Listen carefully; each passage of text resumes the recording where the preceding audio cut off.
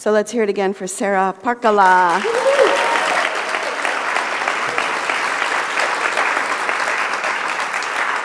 And thank you, Erin, for continuing to find amazing people that we get to experience. Thank you so much. So this year we are on a transformative journey. And today the focus is on releasing limiting thoughts and beliefs that keep us stuck and prevent us from saying yes to life's adventure, or that keep us from taking a risk and really reaching out and getting out there. We let go of limiting beliefs that keep us stuck in the idea of separation. So C.S. Lewis said, "You don't have a soul. You are a soul. You have a body," right? So we are souls, we are spirit, we are also body, but we seem to forget that we have a soul and a spirit, and we seem to continue to believe that we end with this physical body. We end with these five senses. Emily Cady, who wrote Lessons in Truth, it's one of the foundational books of unity, said that the primary cause of suffering in humanity is that we believe that we are in bondage to the flesh. That we believe that this is all there is to us, that we are separate, that I am alone here. And the truth is, you are never alone. Eckhart Tolle describes this as the ego, which compares itself to one another. So either I am coming out better than you, or I'm not as good as you. Either way, there's more separation, and it's something that the ego feeds off of, is this idea of separation. And when we collectively believe that we are separate, it becomes a part of what Charles Fillmore called the race mind. And I have the definition of race mind in the bulletin as well. I want to share it with you. He said, race mind is the totality of beliefs, thoughts, memories, feelings, and experiences of the race. Man has built into the race mind a consciousness of corruptible flesh instead of the inherent incorruptible substance of God mind. In other words, Charles Fillmore really believed that if we all didn't believe that we had to die, then we wouldn't, right? That he believed that that's how strong that the race mind is. And I think that we would agree that it seems like right now that in our race mind, if you will, it's a bit chaotic, yeah? It's a bit disharmonious. It just seems to be, things seem to be spinning and again, just kind of chaotic. So if we're caught in this race mind of chaos at the moment, then how do we transform it? How do we move beyond it? So Jesus said to us in the book of Matthew, he said, "Do not judge, so that you may not be judged. For with the judgment you make, you will be judged, and the measure that you give will be the measure that you get." The truth is that our perceptions of the world and of each other color everything that we do, right? When we judge one another, we are focused on outer appearances and in most cases, limited information. Have you ever made a snap judgment about somebody and then you're like, oh, when you find out more information, you're like, oh, well, I didn't know that. That was totally wrong. We make up stories about other people to justify why things are the way they are and why people are the way they are. We form opinions and then we look for evidence to support this view. Yeah? So I have like a really nice neighbor. I love my neighbor. I'm always looking for things that show what an amazing person his whole family is and how great they all are. But if he was a bad neighbor and I didn't like him, wouldn't I maybe look for ways to support that as well? It's a human nature. It's what we do. So when this is done in the extreme, then we end up labeling people of other cultures, of other nationalities, of other colors, and of other faith. And yet to be on a transformational journey means that we need to be willing to move beyond labels. Are you willing to move beyond labels? Yeah. So what are some of the labels that you have had thrown at you? Probably there's no one here that has not been labeled something, right? We have gay, we have white, black, rich, poor, stupid, uneducated, white male privilege, a Seattleite, a Southerner, fat, skinny, young, old. And we all have these kinds of labels. I remember Ira, our oldest member, in his 90s. And I said, so Ira, what's the hardest thing about being old? What's the hardest thing? And he said, the hardest thing is that, I have to move slower. And people automatically make a judgment about me, and I can feel it from them, that I'm also slow of mind, and that they just want me to get out of the way so that they can get on with their lives, and they don't stop and see me. They don't stop and look at me. What they see is an old 97-year-old man. All of us have lived and been prejudged by our labels, all of us. So I grew up in a poor neighborhood in Chicago. It was a rough neighborhood. And you all know I used to hang out at Wrigley Field, yada, yada, yada. You're like, yeah, I've heard that a million times. But, I was young, and so sometimes, I'd meet somebody, and, they'd say, well, can I give you a ride home? And I'd say, sure. And, things looked really promising. And as soon as they would drive down my street, I noticed that my status dropped drastically. And I could feel the prejudgment of, oh, you live in this neighborhood, therefore you must be, and you can start filling in the blanks, stupid or uneducated or unambitious, and the list went on, and I could see it in their faces. And what it did for me was it helped me know what was real. That if I was being judged by something as superficial as the neighborhood that I came from, I don't want anything to do with anybody who that's their limited vision, right? So we've all had these experiences of labels. Adam Adler said, categorical labeling is a tool that humans like to use to resolve the impossible complexity of the environments we grapple to perceive. Like so many human faculties, it's adaptive and miraculous, but it also contributes to some of the deepest problems that face our species. According to this hypothesis, the words that we use to describe what we aren't just According to this hypothesis, the words we use to describe what we see aren't just idle placeholders, they actually determine what we see. Right? So we have a preconceived idea, we have a label, and then we look for, that's what we end up seeing. We don't see anything else, we only see that. There's been studies done with teachers and students where the teachers are told some of the students are amazing, and they're really not, they're just normal like everybody else, but because the teacher thinks they are, they've seen where their IQ jumps like 10 points, because that is the perception of what is being seen. Last month during the Emoji group, they watched the documentary 13. I don't know how many of you have seen that.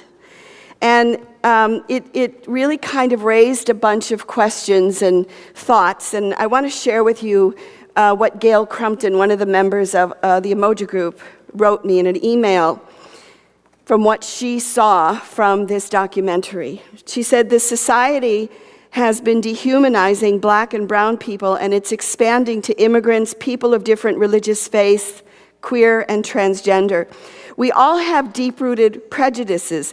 They are automatic and normalized within us that we attach to people and situations, but I would like to see us guided to an awakening of the labels that we hold on to. And how by not challenging them in ourselves and others, we are complicit in the ongoing dehumanization and criminalization of people who don't look like the people in power." So I applaud Gail Crumpton for moving us in this direction. Aaron's, I get that we're all one mind, because when one idea comes up somewhere, I see it start popping up everywhere. That it's time for us to look at how we label other people, because when we look at the chaos that we have in the world, what's it from? It's from naming all of these people and things, and they're bad, and they're evil, and they're this, and they're that, and we make it so simple and so black and white, and it's anything but. We live in such a complex time, right? So it's so intricate that it's really calling for us to step forward and to step out of ourselves in ways that we never have before, hence the transformative journey. So we know that we're a strongly divided country, and it seems impossible that we of one nation could be so opposed. And one of the biggest challenges we have is that we condemn one another, right? If you don't think like me, then I'm going to condemn you. You don't think, and vice versa. But how do you feel when you're being condemned? It's a horrible feeling, isn't it? And the Dalai Lama said that when you feel condemnation for another person or group of people, you have to stop, and you have to practice being kind-hearted or soft-hearted. So, last month, I went to Chicago with the Tapestry team to research the Baha'i Temple. And while we were there, we had a great time, but I stayed a couple days longer. And I found out that the house that I grew up in is going to be torn down because it's all becoming gentrified down there. And my dad's best friend bought the house that I grew up in like 40 years ago. And he's been living there the whole time, and it's going to be torn down. So we had a mini reunion at our local pizzeria, and I invited, because we actually have a Facebook page from our block, so I invited people from the block to come. And the person that we also invited was Babe, who is my dad's best friend. And actually, if you could lower the screen, I'd like you to see a picture of Babe. So there were a lot of people there from my neighborhood, and we invited Babe, who of course is the elder, and he's 87 years old, I think now. And Babe was one of the kindest people on our block. He would gather the boys and throw in the back of his truck and then take them down to Comiskey Park to see White Sox games, which is probably why my brother is more of a Sox fan than a Cub fan. He, again, was best friends. He was the best and longest friend of my dad's. He was with my dad more than anyone else toward the end of his life. He had a great sense of humor. And as we were having dinner, he told one story after another about, my dad and all the other people, their parents, and all the things that used to happen on the block. And of course, everybody adores him. So as we're sitting there, we never talk about politics, but half the table is blue and half the table is red. But that subject does not come up at all. And then Babe turns toward my brother and the other side of the table, and he puts on his hat, and my brother says, Hey, Babe, show Karen your hat. I said, yeah, Babe, let me see your hat. Can I have the next? So Babe,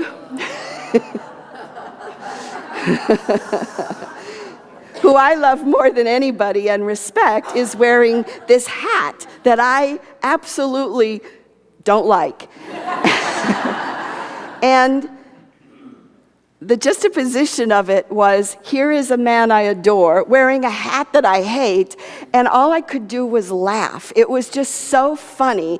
And half the table went, take that hat off or I'm going to kill you. And the other half is like, see, Babe is so smart. Babe knows what's what.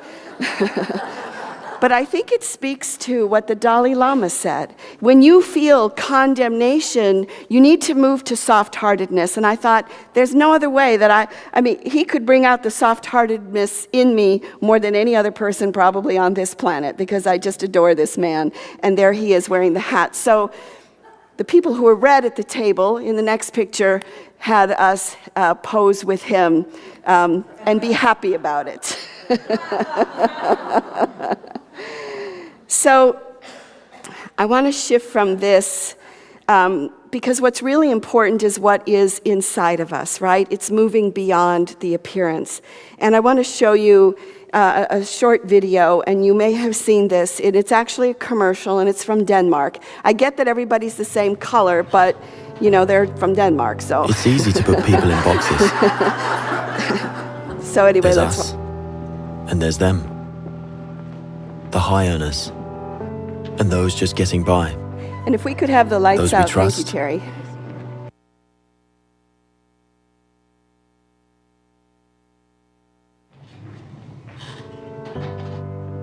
It's easy to put people in boxes. There's us, and there's them. the high earners, and those just getting by. Those we trust, and those we try to avoid. There's the new Danes, and those who've always been here. The people from the countryside, and those who've never seen a cow. The religious, and the self-confident. There are those we share something with, and those we don't share anything with. Velkommen. Jeg kommer til at stille jer nogle spørgsmål i dag. Nogle af dem kan godt være lidt personlige, men jeg håber, I vil svare ærligt på dem. Hvem herinde i rummet var klassens klovn?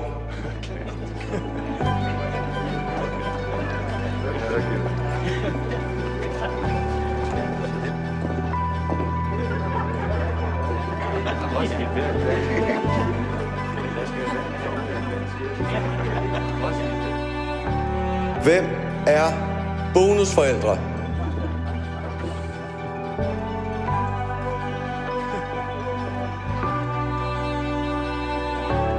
And then suddenly, there's us. We who believe in life after death. We who've seen UFOs.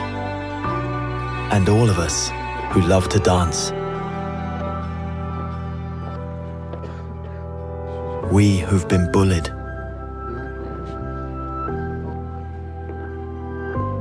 And we who've bullied others.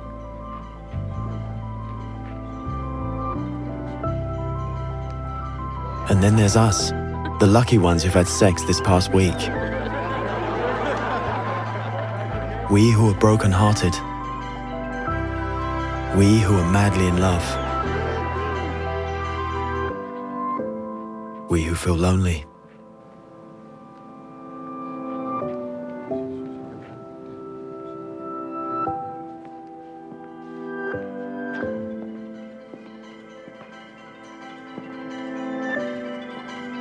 We who are bisexual. And we who acknowledge the courage of others. We who have found the meaning of life. And we who have saved lives. And then there's all of us who just love Denmark. So maybe there's more that brings us together than we think. TV2 Denmark. All that we share.